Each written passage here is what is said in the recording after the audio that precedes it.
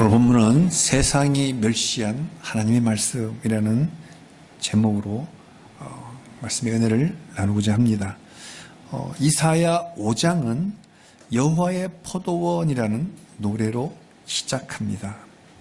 하나님이 농부가 되어 극상품 포도나무를 심었는데 막상 열매를 거둬보니 들포도였습니다. 이 어찌된 일일까요? 하나님의 백성이라는 이스라엘이 하나님을 버렸기 때문입니다. 하나님을 버린 이스라엘은 하나님의 진노 아래 놓인 비참한 민족이 되었습니다. 울타리를 걷어내겠다.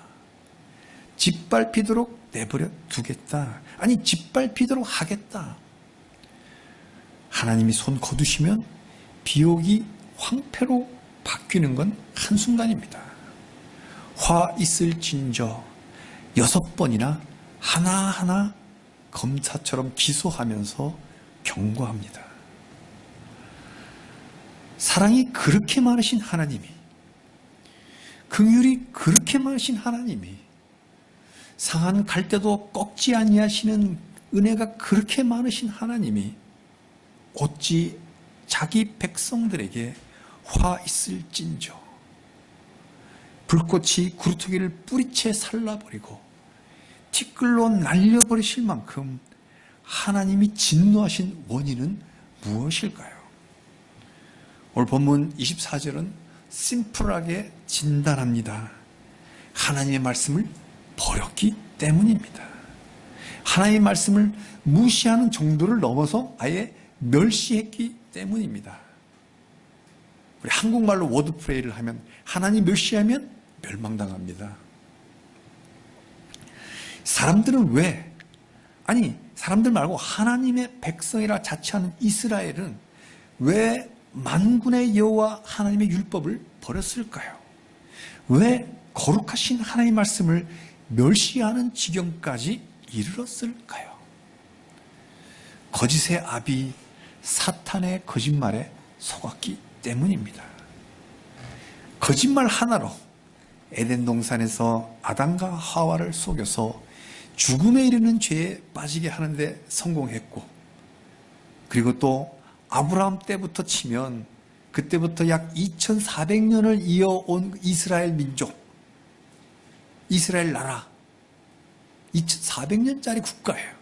이걸 거짓말 하나로 속여서 하나님의 진노 아래 놓이게 하는데 성공했고, 그로부터 2800년이 지난 지금 2020년 우리의 역사 속에도 사탄은 거짓말로 성도 속이기를 계속해 오고 있고, 또 무슨 성도들이 여전히 속아 넘어가고 있습니다.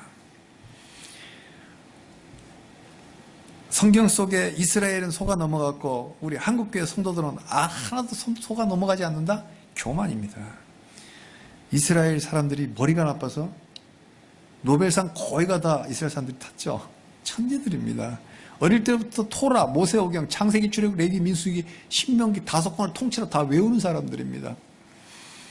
우리가 이 말씀 앞에 겸허하게 서야 됩니다. 도대체 사탄은 무슨 거짓말을 했기에 유대인들이 어릴 때부터 암송해 오던 하나님의 율법, 특히 율법이라면 압축하면 모세오경, 그걸 토라라고 그래요.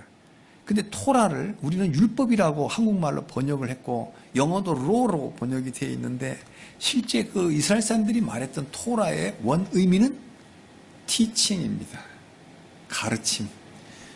뭐 이렇게 해라 저렇게 해라 교훈 가르치는 거나 뭐 법이나 그게 그거지만 뉘앙스는 다르잖아요. 모세 이 율법은 가르침이에요. 하나님의 가르침을 버렸다는 거죠. 이 엄청난 죄를 저지른 거예요. 또 율법, 하나님의 가르침뿐만 아니라 이 하나님의 생명의 말씀 그 자체, 이 말씀을 멸시하는 지경에까지 왜 이르게 되었을까? 유대인이 속은 사탄의 거짓말은 첫째로 여호와의 율법을 따르면 결국 unhappy, 행복하지 않아. 성경대로 살면 행복하지 않아. 비즈니스 성공하지 못해. 교활한 거짓말입니다. 하나님으로부터 우리 영혼을 훔쳐가려는, 그래서 이 말씀을 왜곡시키는 거짓말 공작을 부린 겁니다. 율법, 토라, 가르침 많습니다. 그중에 대표로 뽑는다면 십계명입니다. 십계명이 다 압축되어 있어요. 사탄은 십계명을 이렇게 속였습니다. 너는 나 외에 다른 신들을 내게 두지 말라. 봐, 너는 하나님 말고도 플러스 원, 플러스 투, 마트에 가면 플러스 원이 있잖아요. 그렇게 다른 신도 좀 플러스 원, 플러스 투 더 두고 싶잖아. 근데 하지 말라고 하잖아. 그 얼마나 언해피해. 하나님도 좋고 플러스 한두 개 정도 좀 더 아폴로 신도 나도 좀 갖고 싶은데 하지 말라니까 언해피하잖아. 이계명 새긴 우상을 만들지 말라. 이쁜 아이콘 하나 좀 갖고 다니고 싶은데, 예수님 형상 닮은 이쁜 십자가 이를 아이콘으로 딱 갖고 다니고 싶은데 이런 것조차 하지 말라니까 도대체 무슨 낙으로 살겠니? 이 사단의 속임수들이에요. 3계명 여호와 이름을 망령되게 부르지 말라.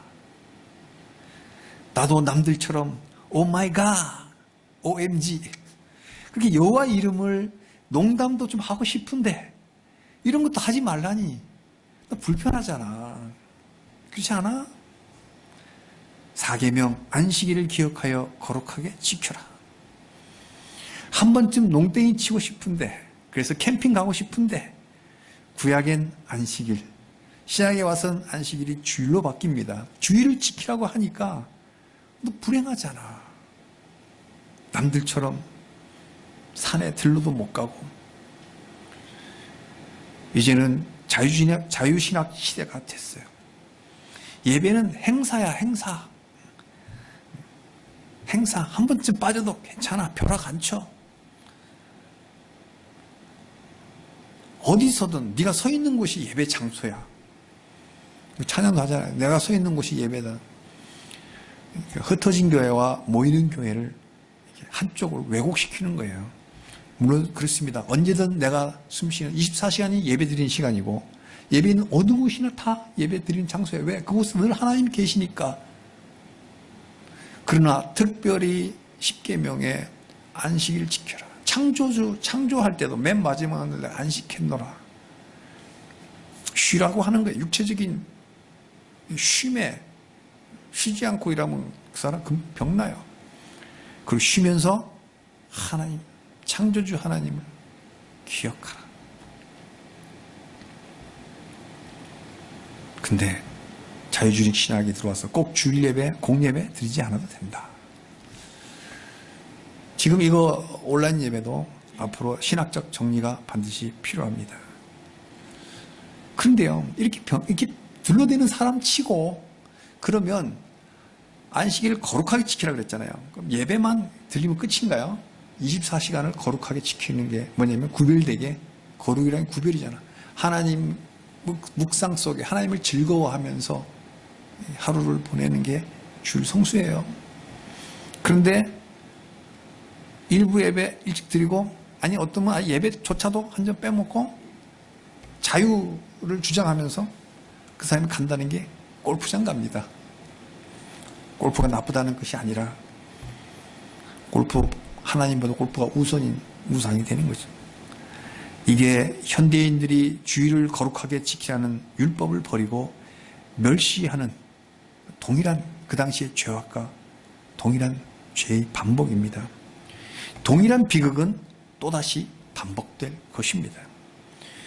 하나님의 율법이 인간의 욕망을 거스리는 틈을 비집고, 사단은 십계명을 따르자면 행복이 멀어지고 십계명 지키지 않으면 행복할 것이라고 죄를 속였습니다.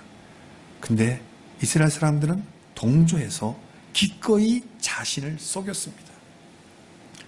사탄이야 거짓의 아비니까 그렇다 치고 속아 넘어가면, 멍청해서 속아 넘어갔다고 하는데 이게 고의로 속아 넘어간 거야.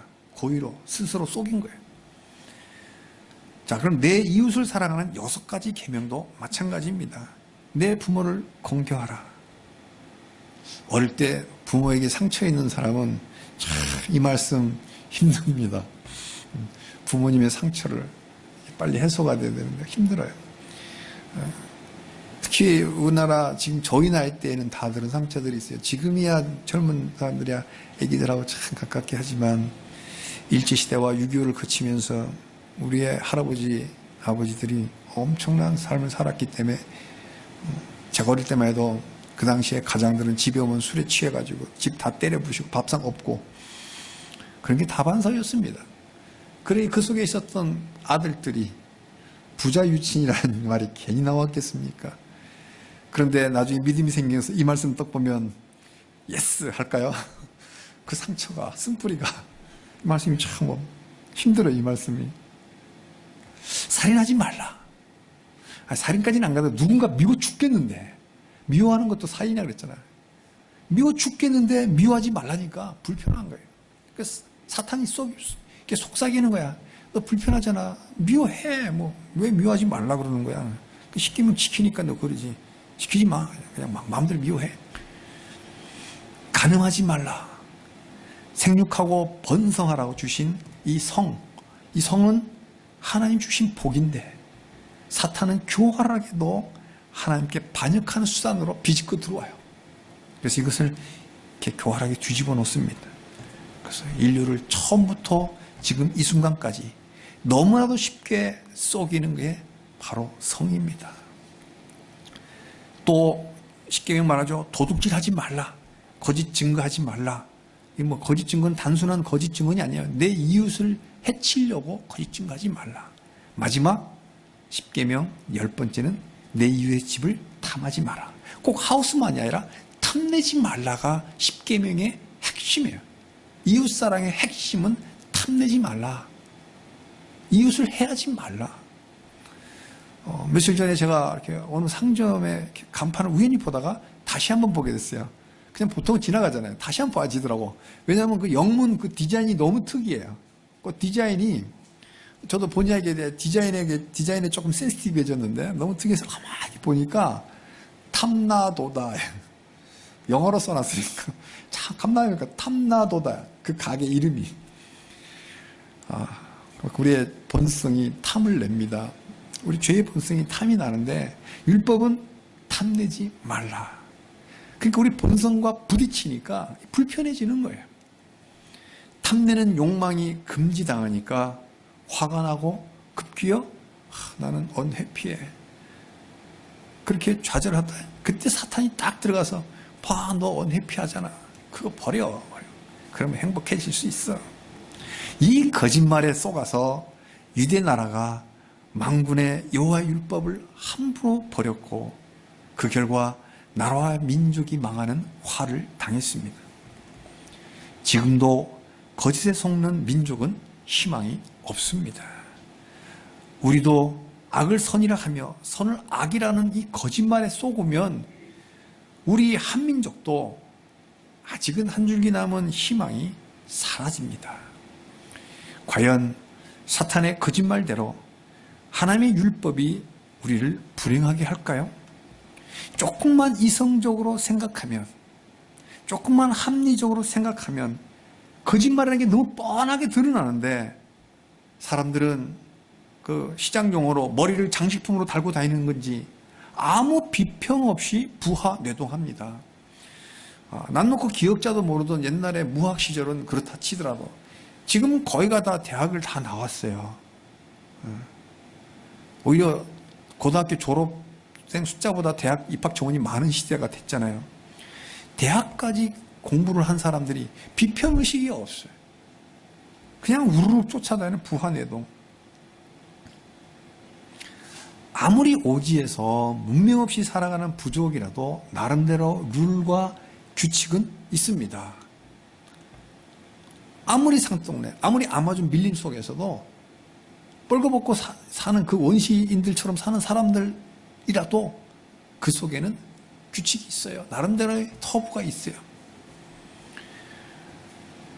그런데 유대 나라는 살아계신 하나님의 율법을 함부로 버렸습니다. 그러나 오지의 그 촌에서는 절대 자기네들의 룰을 버리지 않습니다. 첫 번째 거짓말, 율법은 우리를 불행하게 해, 행복하게 하지 못해. 여기에 훅 하면 두 번째 거짓말이 다가옵니다. 율법은 자유를 침해한다. 과연 그럴까요? 젖먹이 아이가 막 기기 시작하면 그때부터 사고를 치죠. 근데 장난감 칼이 아닌 과일 깎는 진검, 진짜 칼을 잡으려고 한다면 부모는 어떻게 할까요? 얼른 그 칼을 치우잖아요. 그냥 내버려 두나요? 칼이 뭔지를 모르는 아기가 막 가서 달라드는데, 아이는 칼장난, 불장난 해서는 안 돼. 이게 일종의 육아 규칙인 거죠. 그 아이를 보호하는 데 목적이 있죠. 근데 이 규칙이 아이의 자유를 박탈했나요? 아이의 인권을 유린한 거예요? 사람 그렇게 이야기해요. 아이에게도 인권이 있다. 자유가 있다. 우리 교육 현장에 대해서 제가 구체적으로 이야기하지 않겠습니다. 이렇게 거짓말을 해요.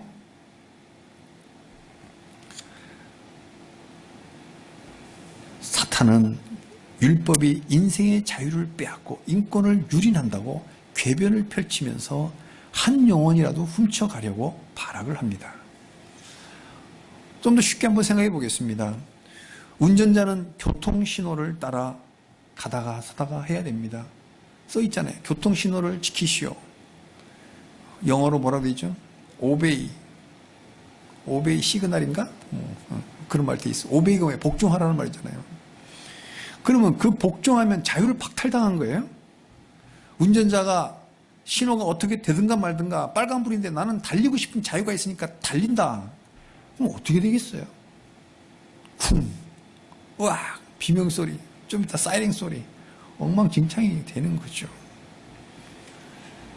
이건 자유가 아니라 방종입니다. 그런데 사탄은 이렇게 교묘하게 거짓말을 합니다. 비극적인 이스라엘 역사를 교훈 삼아 우리는 사탄의 거짓에 속지 말아야 합니다.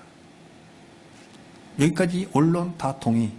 근데 강론에 가서 과연 어떻게 해야 할까? 이사야 5장 24절에서 하나의 메시지를 세 가지로 묵상해 보았습니다. 성경을 성경대로 풀어야 되니 성경 속에서 답을 찾아보겠습니다. 어떤 철학 속에서 답을 찾으면 그 왜곡된 신학이 들어간 거예요. 저는 말씀 그대로 한번 보겠습니다. 우리가 사단의 속임수에 넘어가지 않으려면 어떻게 할 건가? 첫째로, 우리가 섬기는 하나님은 만군의 여호와이심을 우리가 제대로 알자. 성도라면 자기가 섬기는 하나님이 누구인지를 제대로 알아야 합니다.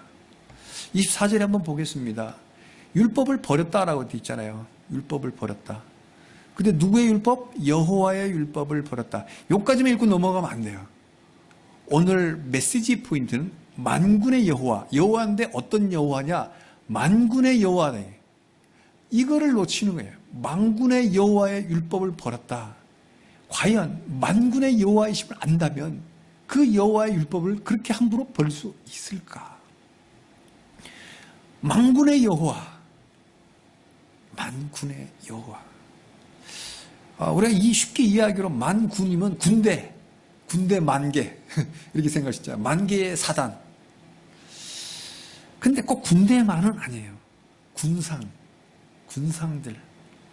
우리가 섬기는 하나님은 만군의 여호와이십니다. 우리 옆 사람에게 한번 서로 격려했으면 좋겠습니다. 우리 하나님은 만군의 여호와이십니다. 만군의 여호와이십니다. 아멘. 아멘. 이거 꼭 붙잡으시길 바랍니다. 여기 은혜에 있습니다. 우리 하나님은 해와 달과 별의 여호와이시기도 합니다. 만물이잖아요. 해, 달, 별, 그 별들의 여호와이시단 말이에요. 실제로 태양을 멈춰 세웠던 전무후무한 사건이 여호수아 10장 13절에 나오죠. 제가 얼마 전에 우주과학자들이 시간을 재면서 윤달 때 막 계산하잖아요. 윤달이 왜 왔나 이렇게 뭐 이렇게 공전하고 그 연구하는 과정 속에 과거 어느 시점인가 시간이 아무리 계산해도 안 맞는 거예요. 그걸 발견해냈습니다. 태양이 잠시 멈췄다. 이걸 발견해서 논란이 된 과학 연구 보고가 있습니다. 우리 하나님은 태양도 멈추시는 만군의 여호와이십니다. 바다와 바람과 구름의 여호와이시기도 합니다. 요즘 우리 매일 성경 읽고 있잖아요. 그 본문이 마가복음이죠. 이 마가복음에 우리 주 예수님의 사역이 나오잖아요. 물의 파도를 잠잠케 하고 바다를 잠잠케 하고 심지어 물 위를 걸어가잖아요. 야, 내가 지금 물 위를 걸어갈 테니까 너 빠지지 않게 뒤에서 잘 받치고 있어. 명령하시면 그 중력이 작용하지 않도록 다 받쳐줍니다. 저는 언젠가 한번 수련회 갔을 때 그걸 깨달은 적이 있어요. 수련회 시간에 잠시 쉬는 시간이 있어갖고 잠깐 산책을 하는데 꼬랑이 있잖아요. 조그마한 꼬랑이. 여름에 물방개 보셨나요? 기억나요? 물방개가 물 위에 떠 있죠? 발 4개인가 다 6개인가 있어요. 물방개 떠 있어요. 물판이 발판에. 안 빠지네? 자연의 과학적이죠. 예수님이 물에 안 빠진 건 과학적인 거예요. 초자연적인 주님의 능력임과 동시에 과학적인 거예요. 그래서 지금도 물에 안 빠지는 신발 만들려고 연구들 하더라고요. 그래서 오락 프로그램에서 한강을 이렇게 뭐 신발 신고 안 빠지고 지나가려고 막 하는 거 오락 시도도 있더라고요. 중요한 건 우리 예수님은 바다도 구름도 물도 다 다스리시는 만군의 여호와시다. 우리 성도가 이걸 놓쳐버리면 우리 하나님이 내가 숨긴 하나님이 만군의 여호와라는 거, 이 진리를 놓치면 하나님의 율법을 버리기 쉽습니다. 태양도 명령하면 멈추는 하나님. 우박도 명령하면 크루즈 미사일처럼 적군만 때려요. 여호수아가 전쟁할 때 우박을 치는데 거기 적군과 이스라엘군이 막 추격전을 벌이잖아요. 어떻게 우박을 치면 하늘에서 지금 자유낙하잖아요. 자유낙하면 여기에 적군이 있었으면 그동안 적군이 도망가고 이스라엘군이 오면 이스라엘군이 맞을 거 아니에요. 근데 요즘 크루즈 미사일은 적군만 쫓아가면서 때리잖아요. 그때부터 벌써 우리 주님은 우박에다가 크루즈를 장착하셔갖고 적군만 때리는 거예요. 이런 만군의 하나님이신 거예요. 손바닥만한 구름 조각 하나 명령하면 엘리야가 큰 비를 내리는 그런 하나님. 풍랑도 명령하면 잔잔해지는 우리 주님. 이분이 우리가 섬기는 만군의 여호와 하나님이십니다. 이를 아는 성도라면 어찌 만군의 여호와의 율법이 내 멋대로 살고 싶은데 그렇게 하지 못한다고 불평하고 자유를 침해한다는 등 온갖 궤변을 일삼는 그 거짓말에 그렇게 기쁘게 속아 넘어갈 수 있을까? 사랑하는 성도님들, 우리가 섬기는 하나님은 해와 달과 별과 바람과 바다와 구름도 순종하는 만군의 여호와이십니다. 이를 우리 첫 번째는 지성으로 알고 3단계를 저는 요청합니다. 지성적으로 알아야 돼요. 그리고 감성적으로 인정해야 돼요. 알기만 하면 뭐예요? 귀신도 당신은 하나님의 아들입니다. 알았어요. 안다고 해서 구원받는 게 아니에요. 알고 두 번째 그것을 인정해야 돼요. 그리고 세 번째로 의지해야 됩니다. 만군의 여호와이심을 내가 압니다. 그리고 인정합니다. 그 하나님 내가 의지합니다. 이게 믿음이에요. 이게 믿음. 만군의 여호와의 율법을 주야로 묵상하는 복된 인생이 되시기를 축복합니다. 아멘. 오늘 본문이 주는 메시지 둘째는 우리가 섬기는 하나님은 거룩하신 하나님을 제대로 알자. 당시에 이스라엘의 비극은 하나님이 거룩하신 하나님임을 속으로 싫어한 거예요. 여기 한번 봅시다. 말씀을 멸시했다 그랬잖아요. 누구의 말씀? 거룩하신 이의 말씀을 멸시했어요. 말씀을 멸시했는데 그 원인이 뭐냐? 거룩하신 분을, 이 거룩하신 하나님을 몰랐다. 아니, 싫어했어요. 우리는 다들 사랑의 하나님을 좋아합니다. 은혜의 하나님을 찬양합니다. 우리 한국 사람 5천만 명 누구나 한 번쯤은 다 들어봤을 것 같아요. 모르긴 몰라도 제 느낌에는 대한민국 사람이라면 100% 아는 찬양이 하나 있어요. 그리고 다 좋아해. 일반 드라마에도 찬양이 나와. 그게 뭘까 하세요? 그 CCM이 바로 당신은 사랑받기 위해 태어난 사람입니다. 이거 드라마에도 나오는 백뮤직으로 다 아는 것 같아요. 당신은 사랑받기 위해 태어난 사람입니다. 너무들 좋아해요. 사랑받는 것만 너무 좋아하는 거야. 받기만 좋아하고 우리 하나님은 사랑의 하나님만 너무 좋아하는 거예요. 그래서 교회 이름도 다 사랑의 하나님, 사랑자 들어간 게 너무너무 많아요. 그런데 거룩하신 하나님은 어디로 갔나요? 세상도 교회도 거룩하신 하나님은 외면합니다. 그러나 하나님은 엄연히 거룩하신 하나님이에요. 사랑의 하나님이자 동시에 거룩하신 하나님이에요. 내가 거룩하니 너희도 거룩하라고 요구하시는 하나님입니다. 거룩이란 말이 뭘까요? 구별되다는 뜻입니다. 세상과 구별되고 죄와 구별된 사람 뜻이라. 차별이 아니라 죄와는 동떨어진 구별된 그것이 바로 거룩이에요. 그러니까 거룩하신 하나님이란 죄와 구별된 죄가 없으신 분이시다. 근데 우리는 죄인이잖아요. 우리 본성에. 그러니까 내가 죄가 있는데 죄와 구별되라고 하니, 결별하라고 하니 이게 싫은 거예요. 인생 뭐 있어? 다 거기서 거기지. 그러면서 경건한 삶을 싫어합니다. 멸시합니다. 그래서 쾌락을 쫓아 살기를 바랍니다. 거룩하신 하나님은 필요 없어요. 사랑하신 하나님만 필요해요. 그렇게 속으로 외칩니다. 저한테 와서 목회 상담한다고 목사님 저는 사랑하시는 하나님만 필요하지 거룩하신 하나님 필요 없어요 라고 말한 사람 내가 한 사람도 못 봤어요. 속으로 그런단 말이에요. 속으로. 나는 거룩하신 하나님은 싫어요. 그러니 그 말씀, 사랑하라는 말씀들은 받아들이면서 그것조차도 실행하기도 어렵지만 거룩하라는 말씀을, 그 말씀만 나오면 패스 막 넘어가는 거예요. 마음으로 순종이 안 돼요. 그러나 살아계신 하나님은 분명 거룩하신 하나님입니다. 사랑만의 하나님은 사람들이 지어낸 우상입니다. 단연코 말합니다. 하나님은 사랑입니다. 사랑만입니다. 라고 말한 거 100% 이단입니다. 하나님은 사랑만의 하나님이 아니라 하나님의 속성은 사랑과 거룩, 공의가 갖고 있어요. 사랑과 공의가 정확한 밸런스를 유지하고 계십니다.